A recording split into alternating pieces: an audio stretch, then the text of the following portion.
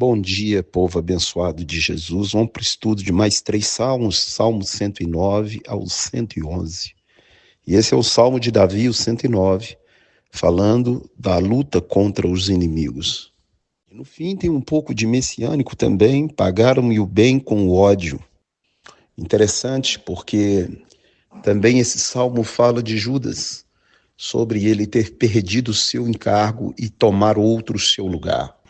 Você lê no livro de Atos, capítulo 1, verso 20, quando eles vão escolher outro para tomar o lugar de Judas. Porque ali diz que eles escolheram por sorte e caiu a sorte sobre um tal de Matias. Nunca mais você vai ouvir falar nesse Matias. E eu te pergunto qual sorte que eles lançaram para descobrir ou para decidir que Matias seria o 12º apóstolo. Você leia o livro de Gálatas, capítulo 1, verso 1, que Paulo diz que ele é o apóstolo de Deus, escolhido por Deus e por Cristo Jesus, e não por homens.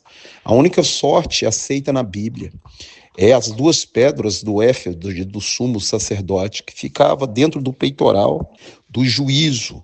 Essas pedras chamavam Urim e Tumim. Como que eles conseguiram essas pedras para julgar, para definir? Lógico que o sumo sacerdote da época não emprestaria essas pedras para Pedro, Tiago e João julgar para definir quem seria, já que eles queriam matar os apóstolos, perseguir os cristãos. Nós não podemos afirmar que Matias é uma escolha, o 12º apóstolo por parte de Deus, porque a Bíblia nos diz sobre 12 apóstolos. Você lê Apocalipse 21 todo, diz que a cidade, a Nova Jerusalém, tem 12 fundamentos, que são o nome dos 12 apóstolos do Cordeiro. Se Matias é apóstolo e Paulo também é apóstolo, e esse monte que existe hoje diz ser apóstolo, aonde eles entram nessa cidade santa? Porque nós somos pedra, tijolos vivos dessa cidade.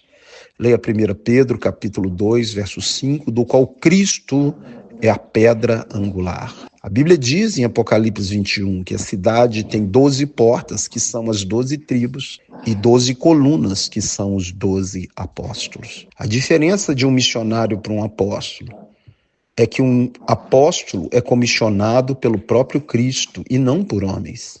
Quem comissionou o apóstolo Paulo foi Cristo no caminho de Damasco. Então Matias não poderia ser um apóstolo, porque ele não foi comissionado pelo próprio Cristo, e nem por nenhum tipo de sorte aceito pela Bíblia, como Urim e Tumim. Leia o livro de Josué todo, para você ver que as 12 tribos, as terras foram divididas por sorte, mas a sorte era Urim e Tumim. Há muitos erros no nosso meio hoje. Homens que se intitulam reverendo, apóstolos. O único reverendo é Jesus, digno de ser reverenciado.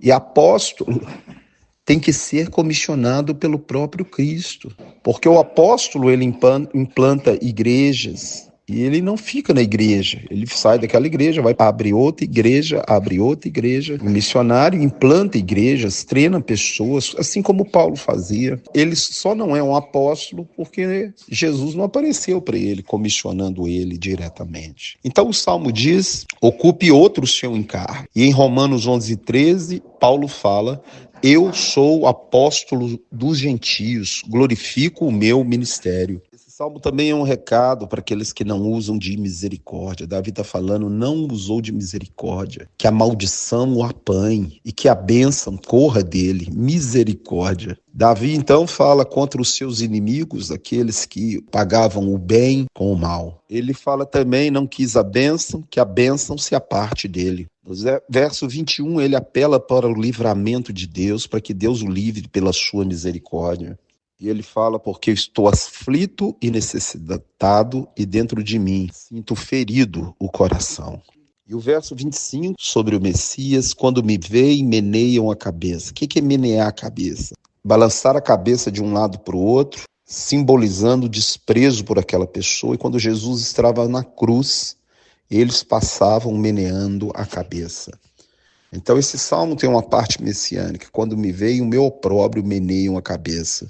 Isso está na Bíblia em Mateus 27:39 e Marcos 15:29. Davi sempre exaltando, glorificando o nome de Deus. Ele fala: muitas graças darei ao Senhor, porque ele exalta o pobre, pondo ele à sua direita, para livrar os que julgam a alma. Salmo 110 é outro salmo de Davi, um salmo messiânico. Ele começa: disse o Senhor ao meu Senhor, assenta-me à minha direita, até que eu ponha os seus inimigos debaixo dos seus pés. Em 1 Coríntios, capítulo 15, verso 20 em diante, em Hebreus, capítulo 1, verso 1 em diante, fala que Jesus Cristo está sentado à direita do Pai. No verso 4 diz: o Senhor jurou e não se arrependerá. Tu és sacerdote para sempre, segundo a ordem de Melquisedeque. Melquisedeque, rei de Salém. O nome Melquisedeque, Melech-Tzedek, rei da justiça, do qual Abraão ceia e dá os dízimos. Interessante é que Jesus Cristo, como diz aí o Salmo, Deus jurou e não se arrependerá, tu és sacerdote para sempre, segundo a ordem de Melquisedeque.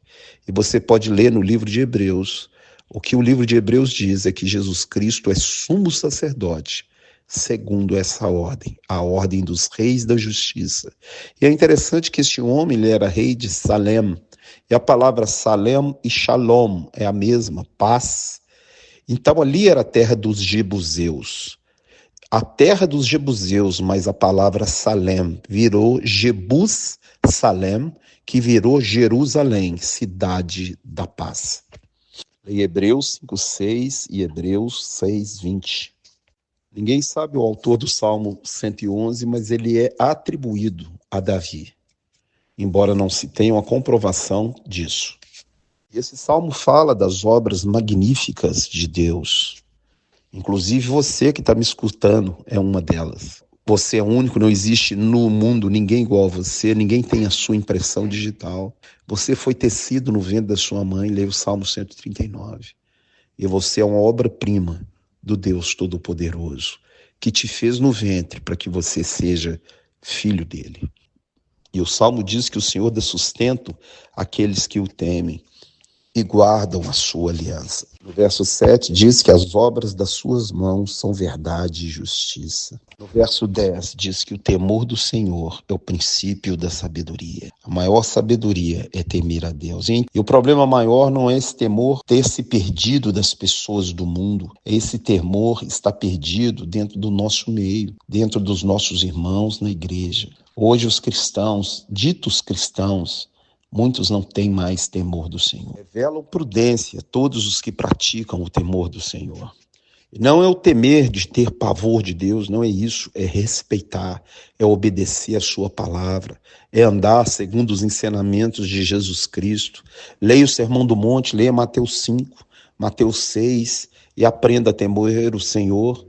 Lá diz: sede perfeitos, como é perfeito o vosso Pai Celestial. Lá está escrito: se você amar só quem gosta de você, que vantagem tem? Os ímpios também, as pessoas do mundo fazem a mesma coisa. Amai os que vos odeiam e abençoai aqueles que vos perseguem. E assim tereis filhos do vosso Pai Celestial. E o Salmo termina: o seu louvor permanece para sempre. Que Deus te abençoe, te guarde, te dê um dia abençoado, te livre de todo mal. Em nome de Jesus. Fica na paz.